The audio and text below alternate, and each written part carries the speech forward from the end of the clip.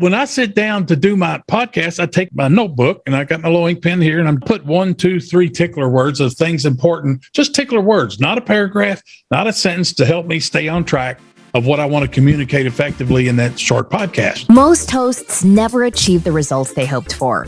They're falling short on listenership and monetization, meaning their message isn't being heard and their show ends up costing them money. This podcast was created to help you grow your listenership and make money while you're at it. Get ready to take notes. Here's your host, Adam Adams. Welcome back to the podcast on podcasting. I love that name, by the way. How's it going, Mike? Awesome. How you doing, Adam? I am literally fantastic.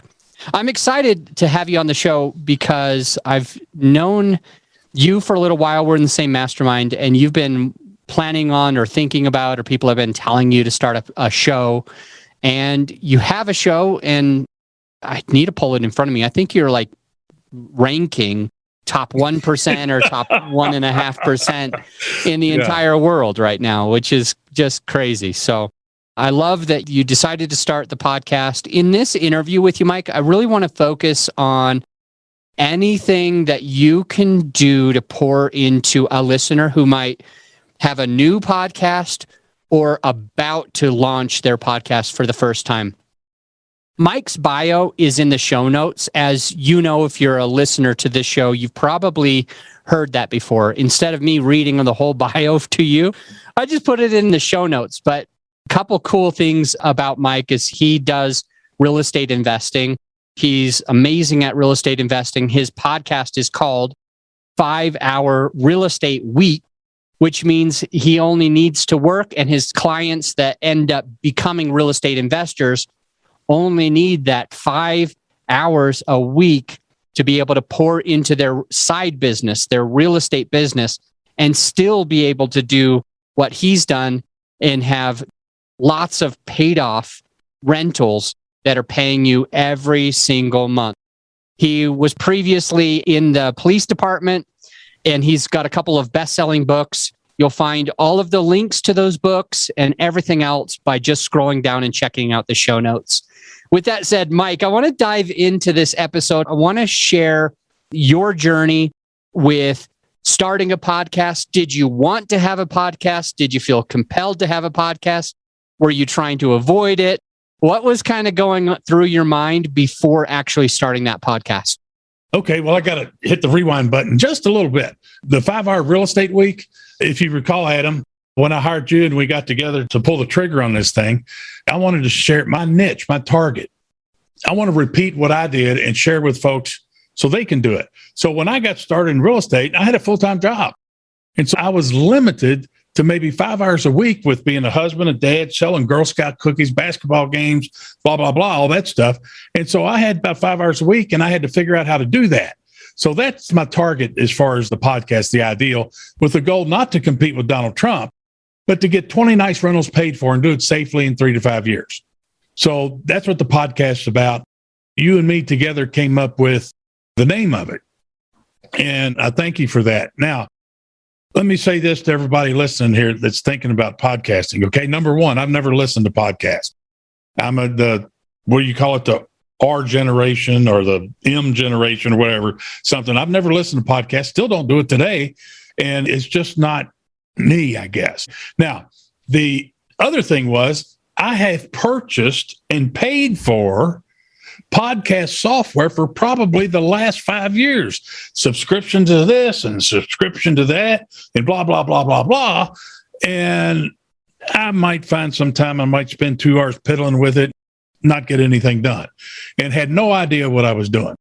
And so I met Adam, AAA, at our mastermind group, and we started, I think it was the initial contact was about multifamily, which I didn't care about multifamily.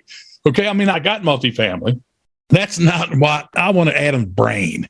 How can you help me, force me, twist my arm, break it twice to get a podcast up and going? Because you're absolutely right. Everybody and their brother's beating up on me about this.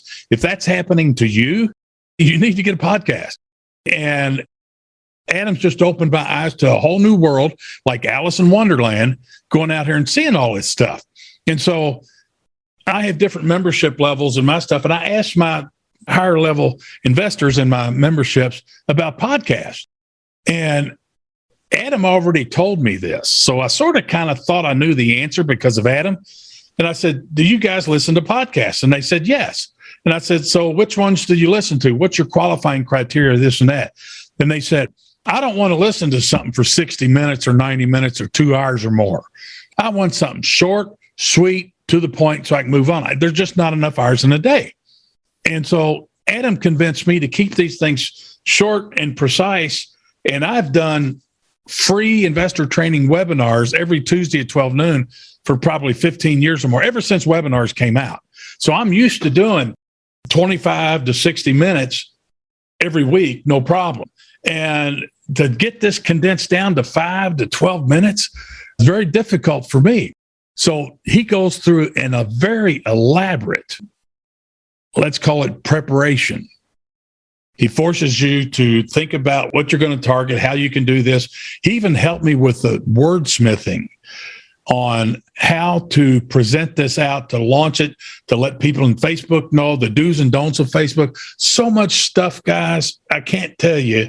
Social media stuff, which I'm greener than a gourd on. I know it's out there. I don't use it. I mean, I have it, but I don't know how to use it. And together, he actually helped me write out the words to get folks to fire up. And going back to those days, I haven't seen it lately. You're probably doing it on other folks. But he says, you don't want to put links in there. I'll give you a tip. Don't put links in there. You want to get interaction. And he did something there, and bam, I had the biggest response of anything, not once, but twice, but maybe 3 times without pitching a link or anything. And so we got people coming in from everywhere. And that's just for the Facebook, let's say, copywriting that he did. He watched over my shoulder. No, change this to here, change this to there. No, you need to have this. You need to engage them this way, blah, blah, blah. So many powerful tips. And I'll tell you what, guys, outside, I have spent over $250,000 on my education out, and none of that's college or university stuff. So Adam's got a chunk of that too. And he promised me when we sat down, when we had our strategy session, we talked about this and that. He said, I'll get you in the top, I think it was 1% of all podcasts, not just real estate, but all podcasts in just a few months, maybe 6 months or something like that. And so it is a job for me to do the podcast because I've got to work it into my daily routines. So I'm a tad bit behind because I had that outpatient surgery yesterday, which I'm tickled to death with. and it's so awesome, by the way, that you got that. The listener didn't hear that. So anyway, just a brief thing. Mike had a huge breakthrough for some pain that he's had for years and years and years. And it just happened overnight. So it's kind of cool.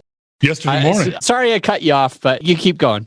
No, and let's see. Also, it's finding time to do this. So I worked it in. He's got a team that all I have to do is what we're doing right now. Okay. So literally just get on Zoom, record a 5 to 12 minute piece on a topic. And I tell you what, guys, if you're thinking about having a podcast, you already got that stuff between your ears. So when I sit down to do my podcast, I take my notebook and I got my little ink pen here and I'm doing this with Adam right now. And I'll put 1, 2, 3 tickler words of things important, just tickler words, not a paragraph, not a sentence, to help me stay on track of what I want to communicate effectively in that short podcast. And then I just uploaded the raw video. I upload it to his team and they do the rest. And they prepared intros and outros. And then they start sending me these reports. Well, the reports that they sent me, I don't understand. So I'm seeing 1%, I'm seeing 2%, 8,000, blah, blah, blah, blah, blah, and all this other stuff. And I have no idea what it means. And they send me those reports, I don't know, weekly or every 2 weeks. I'm not quite sure. I save them. I put them in Adam's folder that I have on my computer. And so then Adam starts looking at these with me. We did follow up or what have you. He says, man, you're blowing the doors off of it. Then I start getting requests from Adam's people who put all this stuff together, make it happen, because I have no idea how to do what they do.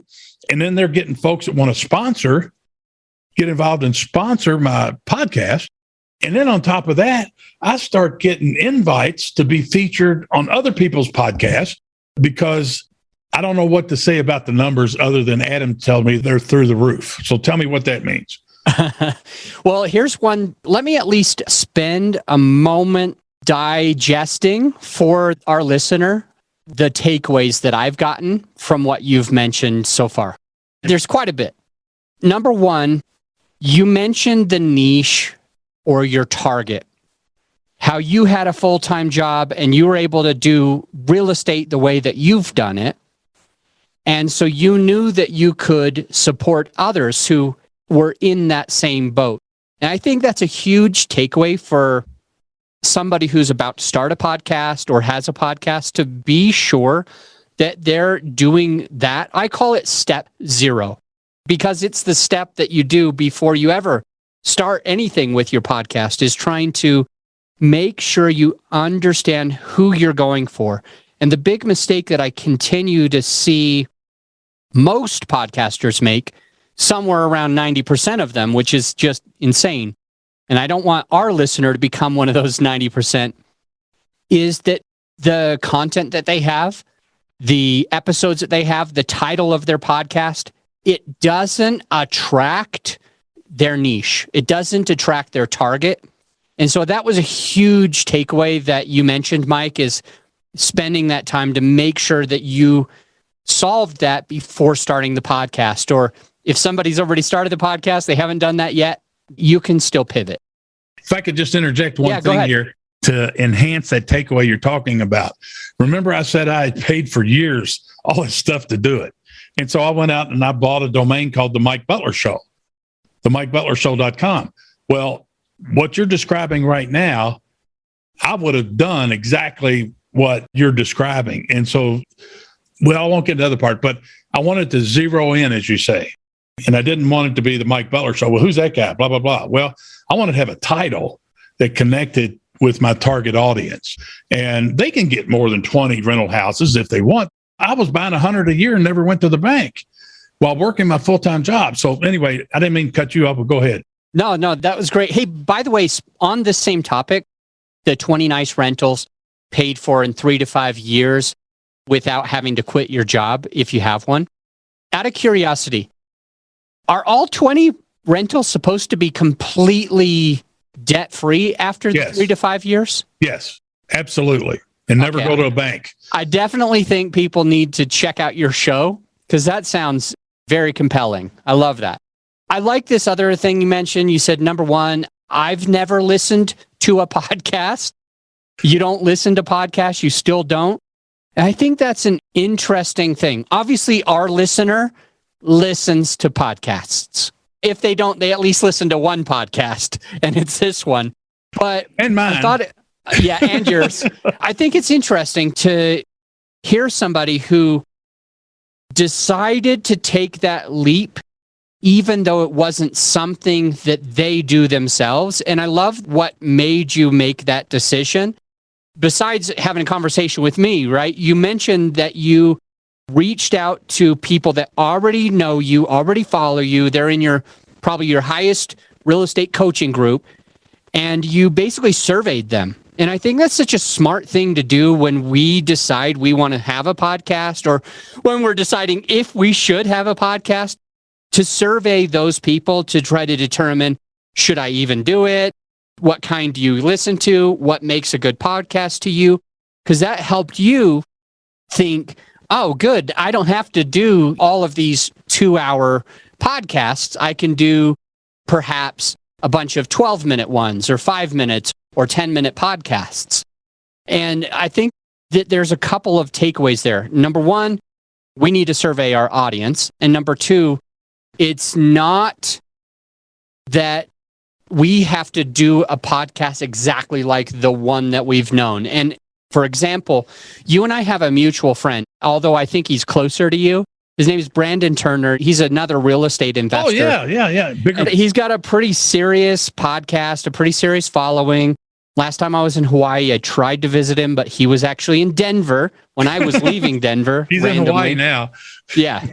Too late. With Brandon, I know that he's basically mentioned that your book changed his life and he wouldn't be where he was without it.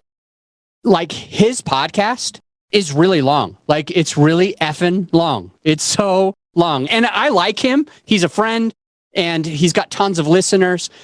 It's just that not everybody has enough time to spend an hour or an hour and 20 or even 2 hours and 20 minutes listening to a podcast only to talk about a few stories. Some of us want to get into that content. We want to dive in. We want to understand what we're going to do. And I love that even though, like Brandon, for example, who you knew for a long time, had a podcast where it was longer and in the real estate space, you still were able to create a podcast that was a little bit shorter. It was outside of that box that you might have known. You know what I mean? Well, let me add my nickel's worth on here. Brandon Turner, if you're in real estate, you've probably heard of Bigger Pockets. That's an online real estate investor community, and they've got millions of folks that are part of that community. I don't know the exact number, but if you've got a following like that, they're going to listen to anything that he puts out. So I think that's what gives him to have a long podcast, because he's already got the following. And so they're going to absorb everything he does. But if you're like me and you've never done a podcast before, and I don't have 1 million followers, I'm going to say, don't try to do a 2-hour podcast. Don't try to do an hour podcast. Listen to what Adam says and start off with short bites. Now, maybe you could grow into maybe where you could have a special one or something, but I'm going to rely on Adam to guide me on that. The next one, Mike, that I want to jump into is, I remember you saying that for like 5 years in a row, you were buying different podcast software. It sounds like podcasting in one way or another had been on your mind for several years before you launched the podcast.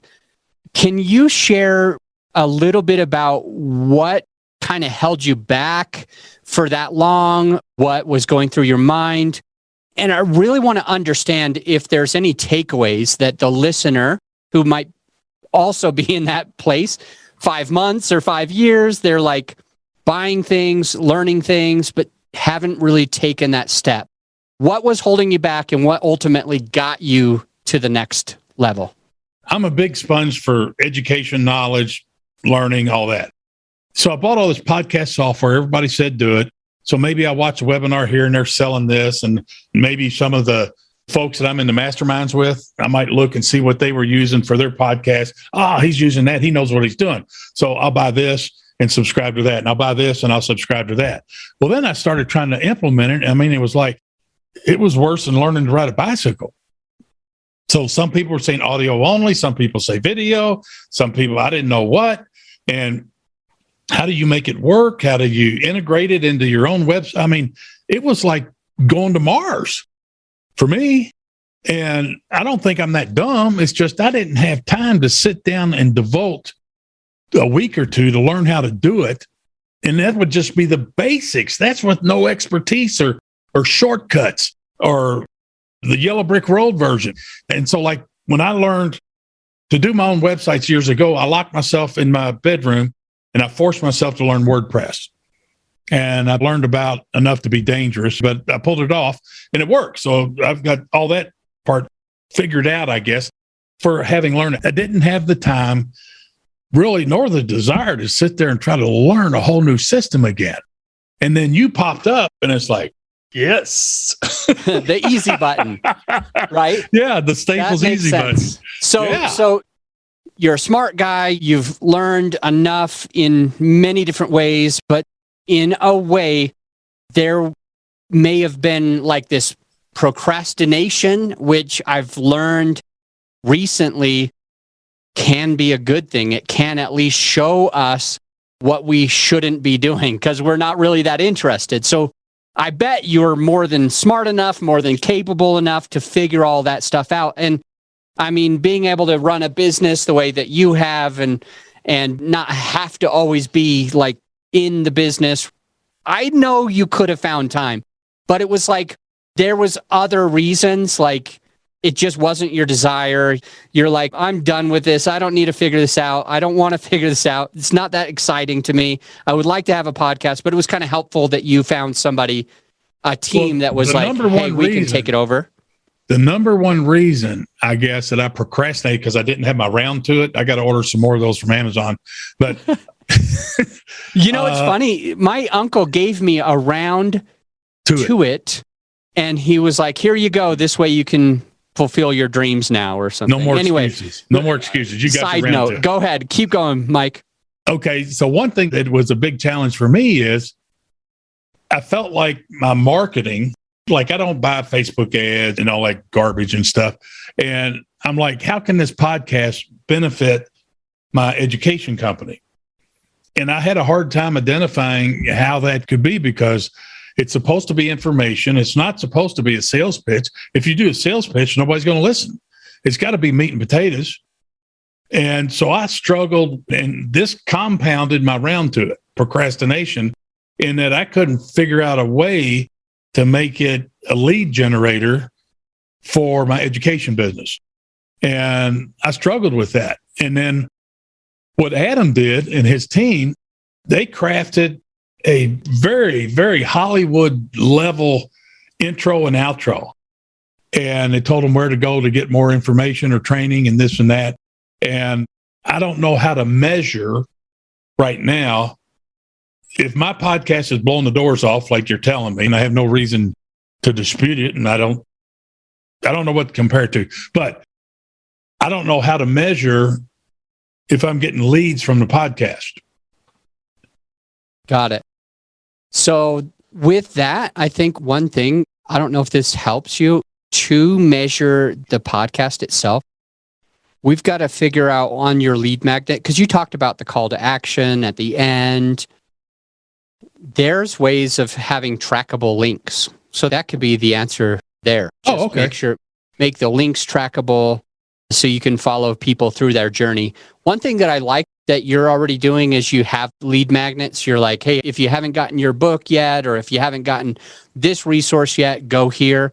Now it just comes to a point of making those links trackable. And you can use like bit.ly. And by the way, for my editor, I want you to go ahead and make sure that that bit.ly link is in the show notes in the resource section. So now the listener can just scroll down and check out bit.ly. I use Kartra, and I can put an affiliate link in there and track that. Cool. So I know exactly what those are. Kartra, Kartra. I'm transitioning. Yeah, I'm transitioning from Infusionsoft with that. Okay. So we'll make sure that Kartra is also in the show notes in case the listener, if you want to check that out, that'll be there as well. Can I ask you a question? Yeah. Of Okay. course. Since this is about your expertise and folks who are interested in getting a podcast, don't waste your time with your grandkids or somebody's brother, kid, somebody saying they know how to do it because they're in college for it. You're wasting your time. Go to the guy that's got the track record, that has the proven track record and history of getting results. That's who you need to learn from.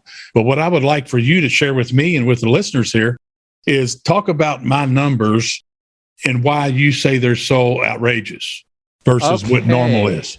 Let me pull up. So I'm actually pulling up your most recent. Every month we send you a update on how things are going. So here's one little piece that I'm looking at right here. As of this year, as of this month. And how long has this been going on? I don't have that in front of me on this screen. It's just a short time, like I think you've had it maybe almost 6 months, coming up to 6. Okay. But as far as the most recent report, you had 133 ratings and reviews. Less than, well, it is 0.6% of all podcasts in the world have 100 or more. So fewer than 1% of all podcasts have 100 ratings or more. And so you're a little above that. So you're in the 0.5-ish percent, like the 50% of the top 1%. So you're doing amazing as far as the listeners who are actually taking action and giving you that social proof, what they think about the show. Real so that's quick, one metric. In my podcast, I do not tell people to click follow or subscribe or anything like that. They're doing that on their own without prompting from me. And by the way, like as the client level that you are with my team, Mike, one thing that we do is we do a private message campaign. So I have his name is Brian and Judy are the managers. They run a group of people that send out lots of private messages on social media. For example, BiggerPockets, Facebook, Instagram, LinkedIn, those types of websites. And they'll actually be connecting with people. So they are actually asking for ratings and reviews. After somebody, when our team messages a person and they say to them something like, hey, you should check out Mike Butler's podcast. It's really good. It'll solve that problem for you. That's one of our messages. If they say that they listened to it and loved it, here's what we do next. We give a rating and a review. We screenshot the rating and review. And then we basically say, you told me that you liked Mike's podcast a lot. You gave me lots of good things. I feel the same. And then we show them a screenshot of what review we just left. And then we say, here's that screenshot. If you really like it that much, I'm sure Mike would be appreciative if you took the time to also leave a rating and review. Okay. And we basically use their same words in our rating and review when we give them a screenshot. And so that adds to the amount of people that are taking action on that. See, I didn't know any of that was going on. Yeah. So that's part of it. And then I will also mention Tell them about the downloads. The downloads is what was amazing to me, and I didn't understand it. You're currently at a little over 8,000 downloads over the last few weeks. And so it's about 8,000, almost 9,000 per month. That it's interesting because there's a lot of top 1% podcasts that have 6,000 downloads. And then there's other top 1% podcasts that have 30,000 downloads. So it's a little challenging to say you have a top 1% because you have a certain amount of downloads, for example. But we do know that that range is generally between 6,000 up to 30-ish thousand to be in the top 1%. Of all podcasts. Of all podcasts. Yeah, right. of all podcasts. Also, it looks like you're ranking like in all sorts of places. Your listen score is 41, which is extremely high. And my team, we have no way of helping your listen score. The main thing that the listen score is checking out is how long are your podcasts? Are people listening through to the end? Are they listening to multiple back-to-back binge listening to your show? Okay. If they are, you're going to have a higher listen score. And our clients have ranged in the 20s to the 40s. However, a listen score is specific to a genre. This is the hardest part to consider because some people might have a listen score of 70 or something like that, but they're in a genre where the variation is between, let's say, 60 and 80 or something like that. In your genres, the absolute highest podcast ranking is 43 among the entire world, and you are at 41. No kidding. So you're like crushing it. And I don't know what I'm doing. Well, it just means that you have good content. I think part of it is you really pour into your listener. Like I've listened to lots of your episodes. I remember on this episode today, you mentioned that people don't want to just hear a bunch of sales pitches. What they probably want is meat and potatoes. I feel like you're really taking that to heart and you're giving the meat and potatoes about real estate investing, even if you have a job, right? And so you're thinking of your avatar and you're pouring into him or her, into them, great content that relates to what they're going through today. And I don't think everybody else does that. So within the genres that you've picked, you're right next to the highest score. You're at 41. The absolute highest in your genre is 43.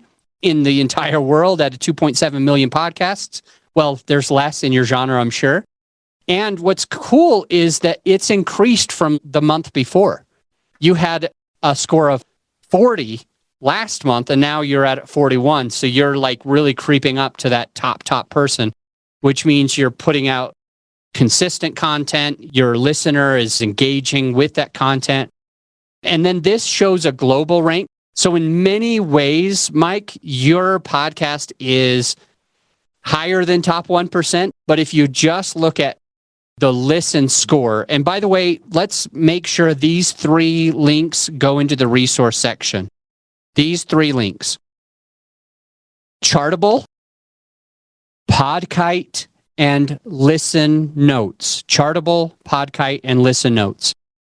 Most of these are paid, and we pay for all of our clients. We pay for all 3 subscriptions because we take screenshots every Monday, Wednesday, and Friday.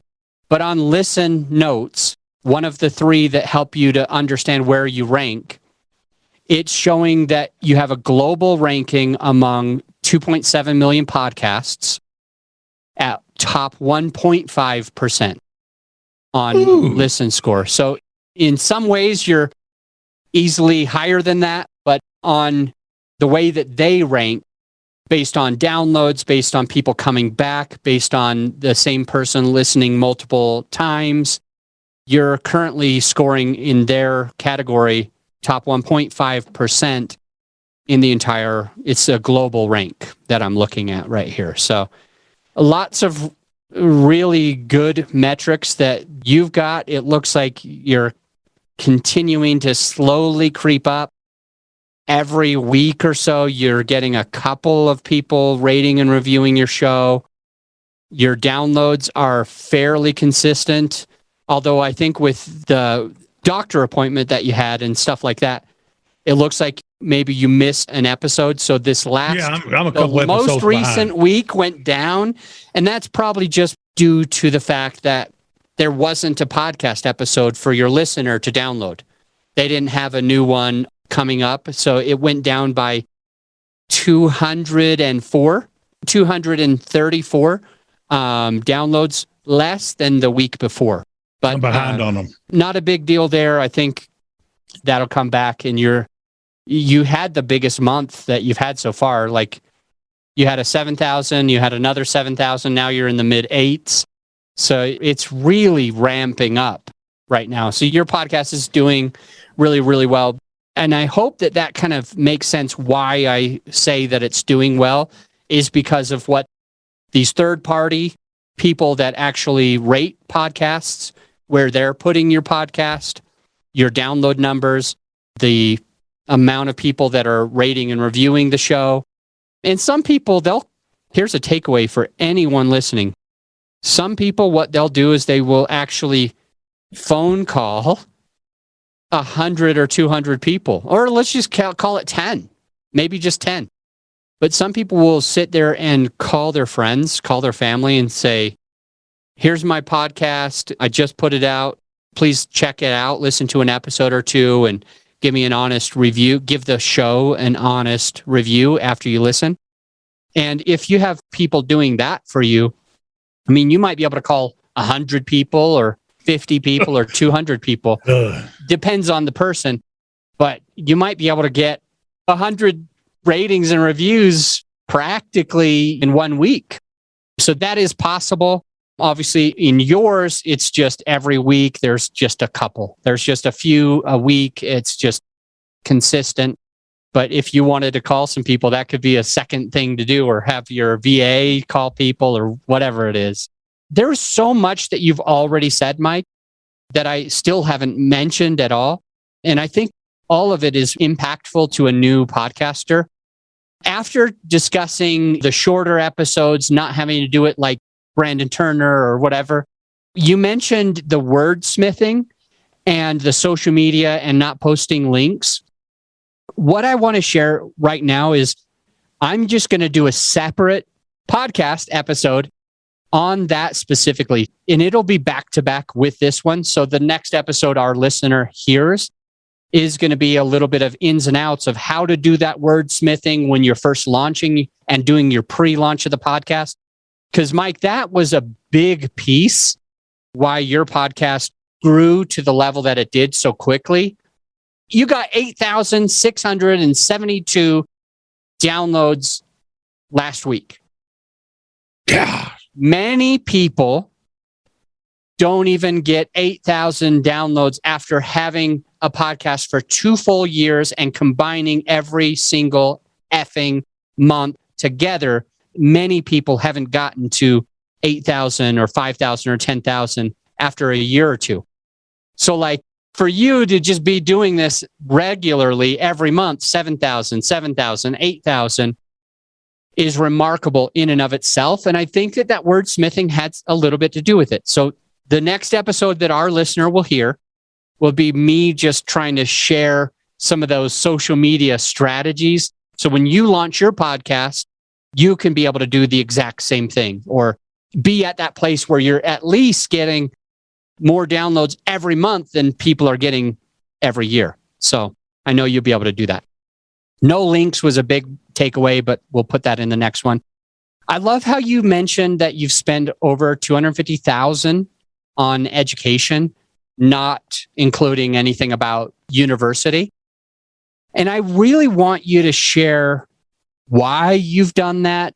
That's a ton of money to most of us. Like most of us can't imagine spending that much money on our education in total, unless we're a doctor or an attorney. Then it's obvious. I spent that in every year in my university or whatever it is. But well, that's still growing. That's still growing. Is it good? Is it bad? Is there a reason why? Should other people follow suit? Should we just be doing free podcasts for our education? Free YouTube? Should we just be watching YouTube or listening to books or reading books? Or is there like some benefit to your overall success? Because I know you're highly successful, very wealthy. You've done really well in your real estate business, in your coaching business.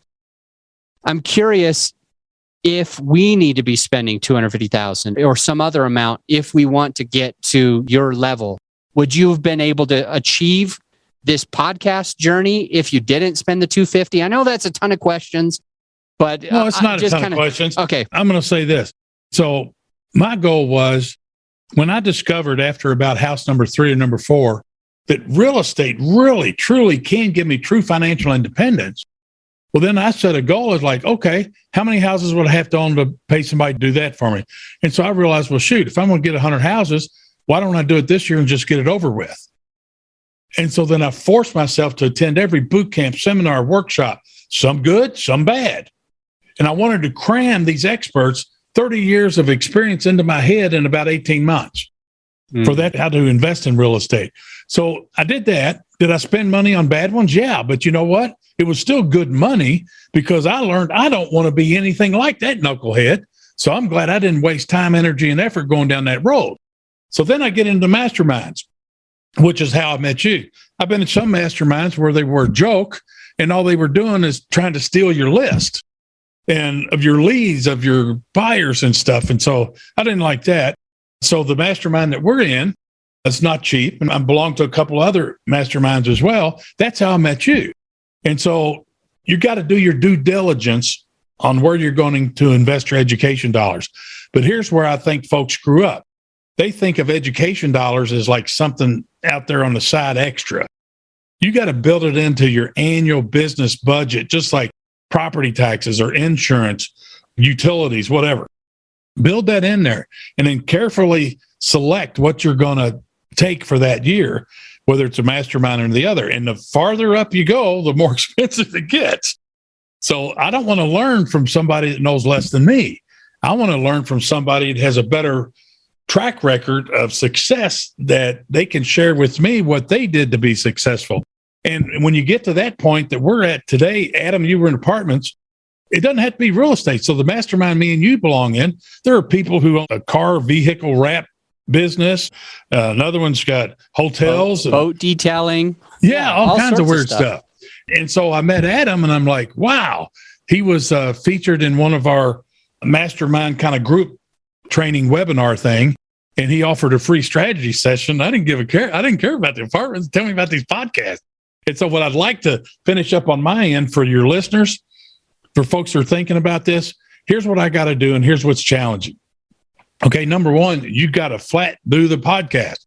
So remember, anywhere from 6 to 12 minutes. So get your notebook, jot down whatever topic it's going to be, and then put your little tickler words in there. Set up your Zoom call, do the recording, and then you upload it to his team. Now, here's something that I discovered that was driving me bananas.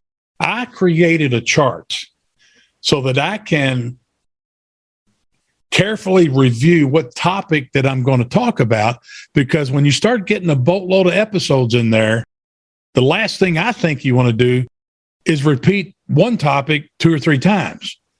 So I made up a chart inside my Google Drive. I got a little Google chart. And what I do is I put my topics up there. And if I think about one I haven't done yet, I'll put that in there. And so the ones I haven't done yet, I put in black. And as I do those podcasts, I change the color of the font to gray. So I know I've done that topic. And then I've uploaded it to the Google Drive where your team takes over. So really, number one is don't repeat a topic, but pick a topic and then put you some tickler words down. Look at your episodes. And I learned this from Adam. I wasn't doing this at first, but if you've got other things that tie into that. So let's say we're going to talk today on how to build a doghouse. Well, maybe it might involve episode number 37 and episode 31 on putting the roofs or putting carpet down or something like that. So you can reference the other episodes in there. It's not a sales pitch, but what you want to do is have folks to do more than one episode and get them to binge a little bit since they're so short. Is that right? Mike, that's freaking huge. Thank you for mentioning that. That's such a good takeaway for the listener. Yeah, we'll be wrapping this up, but here's a couple of quick things that I definitely have picked up from you.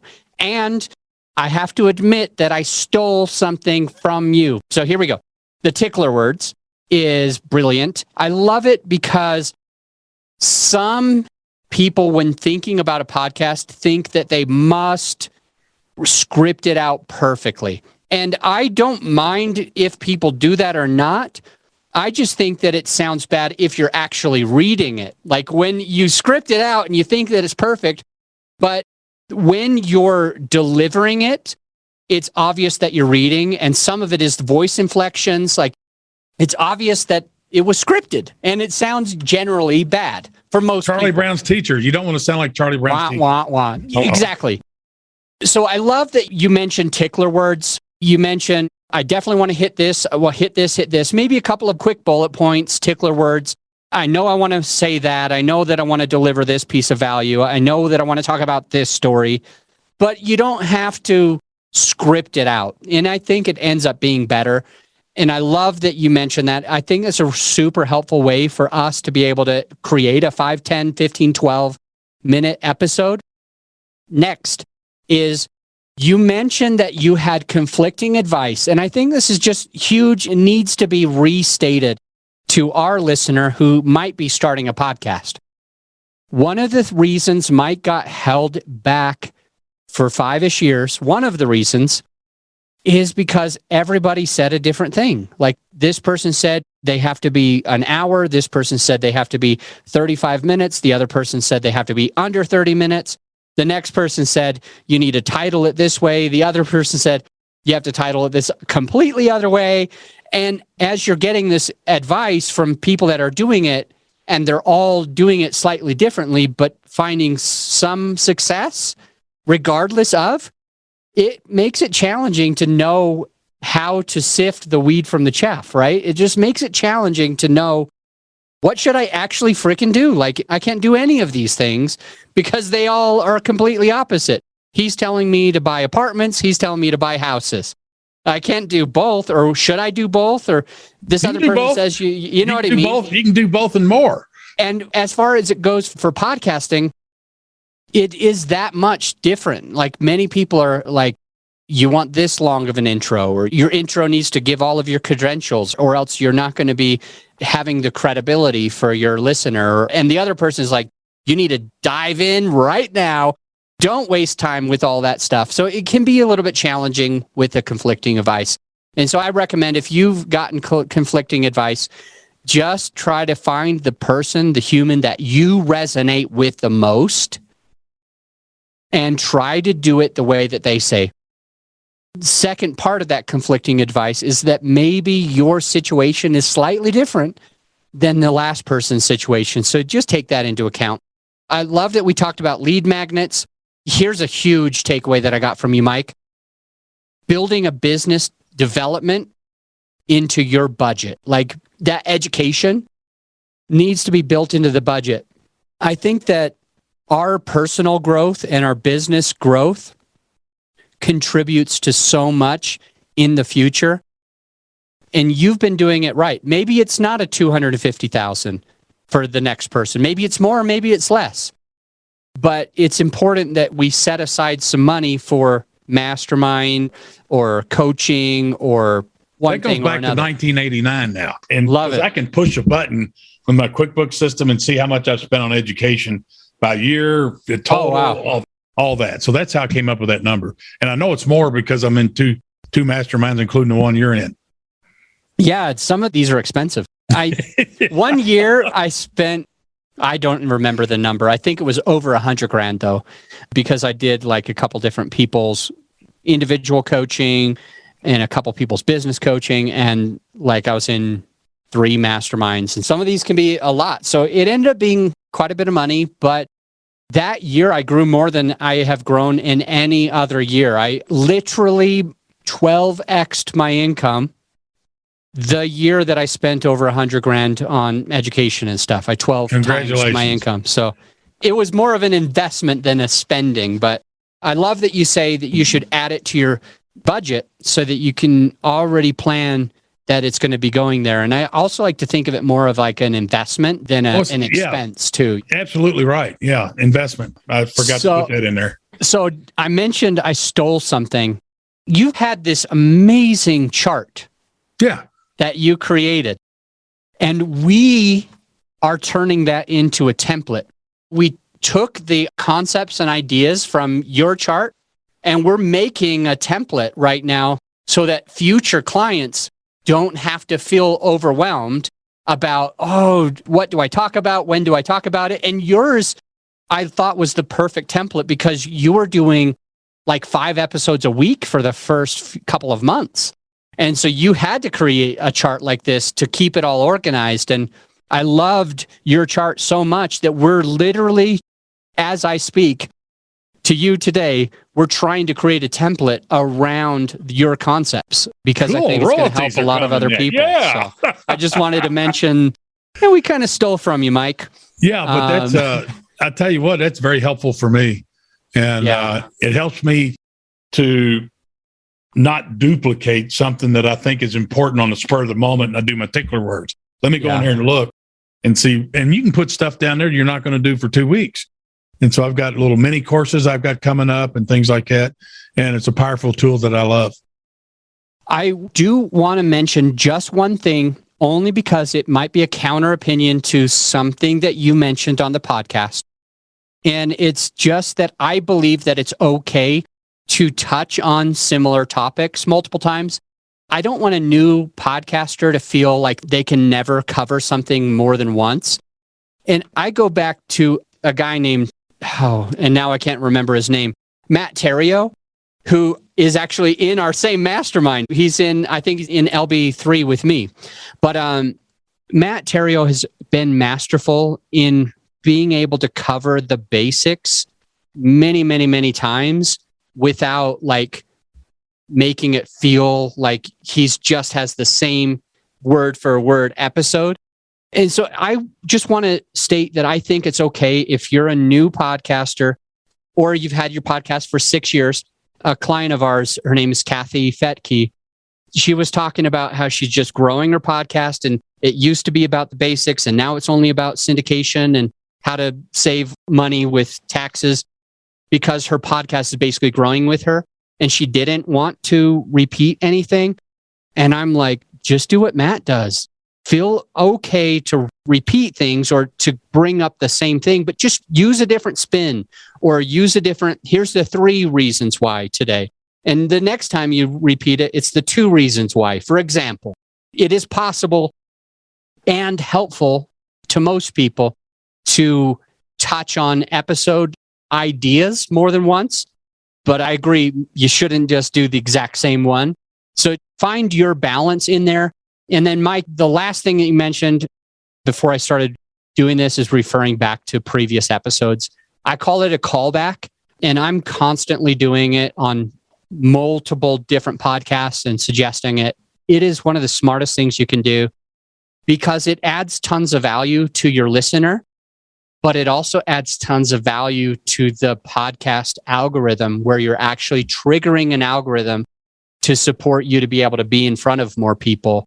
And all it takes is remembering that on my podcast, episode 5 and episode 10 help you to be able to monetize. Episode 4 and episode 32 help you to be able to do this other thing. You know what I mean?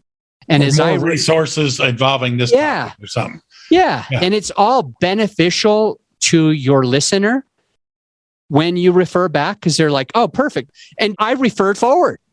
I said the next episode after this episode is going to talk a little bit about the wordsmithing and social media posts. And so I'm referring forward and giving a cliffhanger to our person that they should stay on. Mike, you've been awesome. We went way over time. I appreciate you. All of your contact info, all of the links to your website, to your podcast, already in the show notes. Anything that you want to finish off by saying? Yes, don't mess around with wannabes and bad advice or poor advice. I highly recommend that you go with Adam. Look what it did for me. And I know I don't know squat about podcasts. So if you want to get amazing results and get a ton of leads and just get results, okay, go with the best that's out there. And that's Adam and his team.